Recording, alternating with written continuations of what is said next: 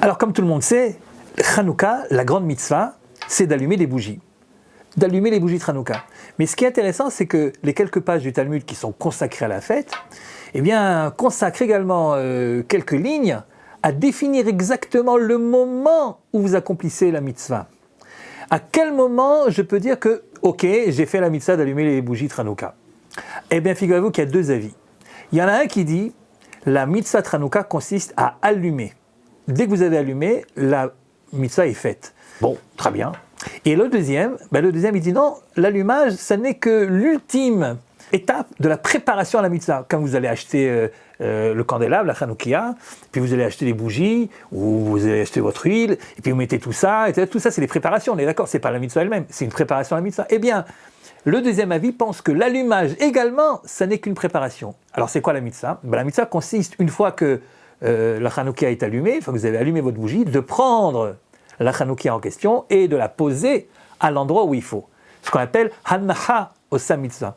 Poser la Hanoukia à l'endroit où il faut, la regarder ensuite brûler, c'est ça la vraie mitzvah.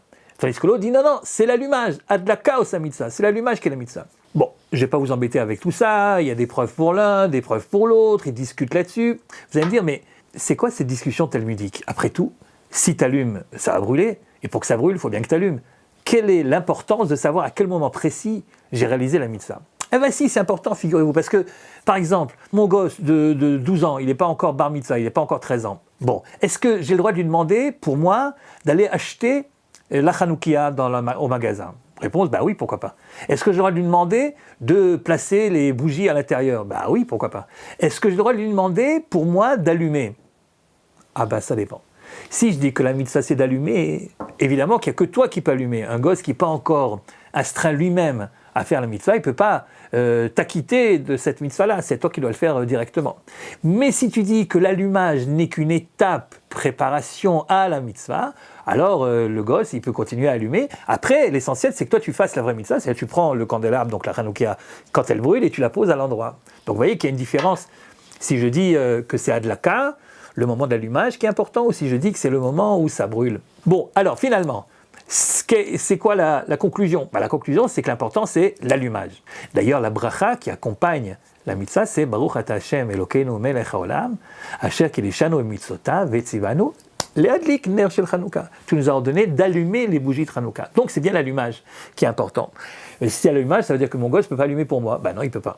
Et si c'est l'allumage, ça veut dire que je ne peux pas allumer non plus dans ma chambre à coucher. Non, je dois allumer à l'endroit de la mitzvah. Très bien. Réfléchissons un peu plus. Pourquoi l'allumage est tellement important? Après tout, le miracle, vous vous en souvenez, le miracle, c'est pas qu'ils ont allumé les Maccabim, la fameuse menorah. Non, le miracle, c'est que ça a brûlé. Et que ça a brûlé longtemps. Bien plus longtemps que prévu. Au lieu que ça dure une journée comme c'était prévu d'après la quantité d'huile qu'on a mis dans les petites, dans les branches là-bas, eh bien ça a brûlé pendant 7 jours en attendant que la nouvelle huile pure arrive et qu'on puisse continuer à faire la mitzvah. Donc la vérité, le miracle, le vrai miracle, c'est pas d'avoir allumé, c'est que ça ait brûlé pendant si longtemps. Donc si déjà tu poses la question, où est le point important? L'allumage ou la regarder brûler? La réponse devrait être la regarder brûler. On devrait même aller jusqu'à dire qu'on devrait acheter, vous savez, c'est ce que c'est les ner neshama, vous savez, ces fameuses énormes bougies qui brûlent pendant 24 heures. On devrait normalement acheter une bougie, une seule, qui brûle pendant 8 jours, et puis l'allumer, et puis là, ça serait vraiment, ça représenterait le miracle tel que vraiment il a eu lieu. Bon, on ne peut pas le faire parce que c'est compliqué d'acheter des bougies aussi importantes ou d'avoir une quantité d'huile aussi importante. C'est juste une quantité d'huile qui devrait brûler comme ça pendant 8 jours, c'est bon pour les plats tunisiens, les briquettes, vous voyez, mais pas pour... Il y a trop d'huile là-dedans. Bon, alors, finalement, à cause de ça, on a donc décidé d'allumer chaque soir. Bon, mais ça ne veut pas dire que l'important c'est l'allumage. L'important, ça devrait être que ça brûle, même si on allume chaque soir. Alors pourquoi est-ce qu'on a tranché autrement? Parce que je vais vous dire la vérité. La vérité, c'est que si jamais moi j'étais rentré à la place de Yehuda Maccabi, si moi j'étais rentré dans ce fameux temple après en avoir chassé les Grecs, et que je m'étais dit, tiens, pourquoi ne pas allumer la menorah du temple, qui n'a pas été allumée, je suppose, depuis des mois et des mois, puisque les Grecs avaient souillé le temple, comme vous le savez.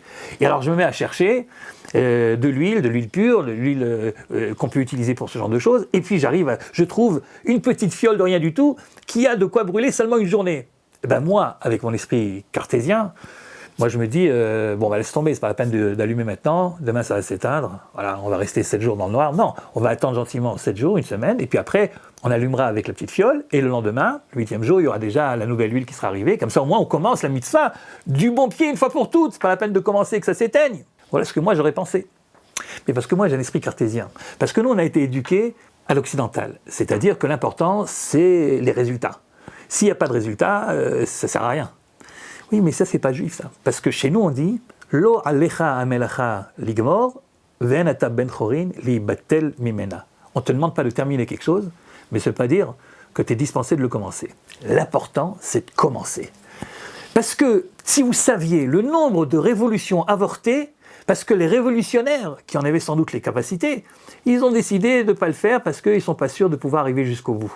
Mais vous vous rendez compte, si Yehuda Maccabi, puisqu'on parle de lui, avec ses copains, les Maccabim, s'ils avaient réfléchi, est-ce qu'on a une chance ou pas de virer les Grecs, ils n'auraient jamais commencé la révolte, évidemment. Si Théodore Herzl, il s'était posé la question, combien il y a de chances que ça marche, qu'à partir d'un livre, on arrive à créer un État, il serait resté un journaliste obscur dans la nouvelle presse libre, le journal de Vienne, duquel il était correspondant. Le nombre de révolutions qui n'ont pas été faites parce que les gens ont eu peur que ça ne marche pas, c'est énorme. Si chacun d'entre nous arrivait à sortir le potentiel qui est en lui, à se dire c'est pas important si ça marche ou pas, ce que je peux faire, je fais, et après on verra bien. Ou bien ça marche, ou bien Dieu m'aide et ça marche, ou bien ça marche pas, mais c'est pas parce que il y a des chances que ça marche pas que je dois pas le sortir. Ah oui, alors le monde il aurait été évidemment bien plus en avance que ce qu'il est aujourd'hui. Et Yehuda Maccabi nous enseigne que l'important c'est d'allumer. C'est-à-dire tu trouves une petite fiole, allume. Tu trouves une fiole, allume. Oui, mais ça va s'éteindre demain. C'est pas ton problème. Ce que tu peux faire, tu fais. Et après, on verra bien.